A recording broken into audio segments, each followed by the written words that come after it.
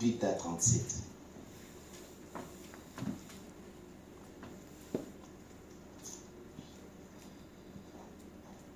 Samuel 17. 28 à 37. 1 Samuel 17, 8. 28 à 37. Nous lisons nom puissant Seigneur Jésus-Christ. Amen. Eliab, son frère aîné, qu'il avait entendu parler à ses hommes, fit enflammer de colère contre David. Alléluia. On parle de qui? De David. La Bible nous dit, Eliab qui était qui? Son frère aîné. Son frère aîné. C'est-à-dire, membre de sa famille, l'enfant de son père et de sa mère. Alléluia. Qu'est-ce qu'il a fait? Il s'est enflammé de colère. Écoutez bien. Oui, papa. Et il dit, pourquoi es-tu descendu? Et à qui as-tu laissé ce peu de brebis dans le désert? Je connais ton orgueil et la malice de ton cœur. C'est pour voir la bataille que tu es descendu. David répondit, qu'ai-je donc fait? Ne puis-je parler ainsi?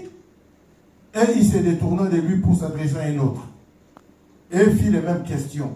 Le peuple lui répondit, comme la première fois. Lorsqu'on y entendit les paroles prononcées par David, on les répéta devant Saoul qui le fit chercher.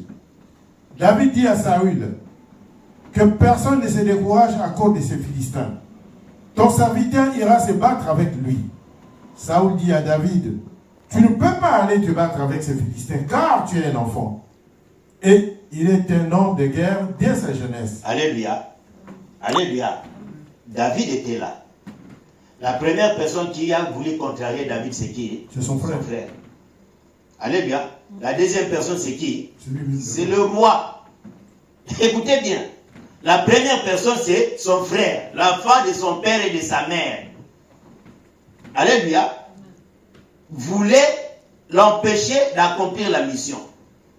La deuxième personne, c'est le roi. C'est lui qui a le dernier mot, à part Dieu, en Israël. Qui l'intimida jusqu'à lui dire que non, écoute, tu n'es qu'un enfant.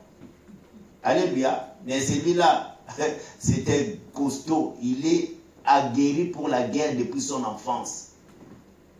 Donc surentraîné. Alléluia. Il est fort. Donc, depuis son enfance, il ne connaît que la guerre. Mais toi, je ne t'ai jamais vu combattre. Toi, je ne t'ai jamais vu faire quelque chose. Mais qu'est-ce que toi, tu vas devenir? Alléluia. Oui, papa. David dit à Saül, ton serviteur faisait paître les brebis de son père,